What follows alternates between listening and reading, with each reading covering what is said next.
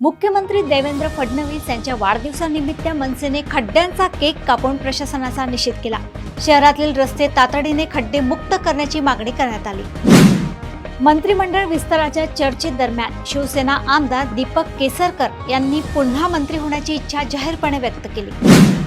आमदार रवींद्र धंगेकर आणि त्यांच्या पत्नीच्या जमीन प्रकरणी न्यायालयात तब्बल 3 तास युक्तिवाद झाला।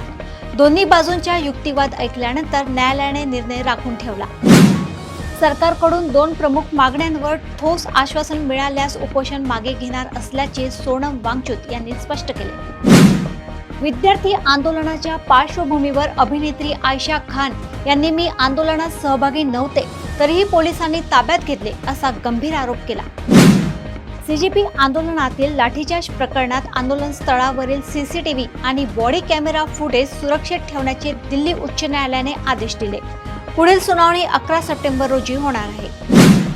विद्यार्थ्यांच्या समर्थनार्थ ज्येष्ठ समाजसेवक अण्णा हजारे उद्या सकाळी 11 ते 1 या वेळेत वाडिया पार्क येथे मौन आंदोलन करणार असून सरकारने विद्यार्थ्यांशी संवाद साधावा अशी मागणी केली। काँग्रेसच्या देवडिया भवनासमोर भाजप कार्यकर्त्यांनी बॅरिगेड्स तोडून जोरदार घोषणाबाजी केली, तर काँग्रेसने धर्मेंद्र प्रधान यांच्या फोटोचे दहन करून निषेध व्यक्त केला।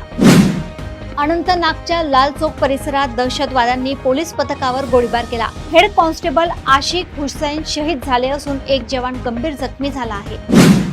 पेपर फुटीमुळे प्रभावित विद्यार्थ्यांच्या याचिकेवर सर्वोच्च न्यायालयात सुनावणी झाली। लाठीचार्जचा व्हिडिओ पाहण्यास न्यायालयाने नकार दिल्याचे वृत्त असून प्रकरणात न्यायालयाने काही महत्त्वाची निरीक्षणे नोंदविली। प्रदेशातील अशा टॉप 10 घडामोडी मी अपर्णा आपल्यापर्यंत घेऊन येतच राहणार। तोपर्यंत बघत राहा देशोन्नती। नमस्कार।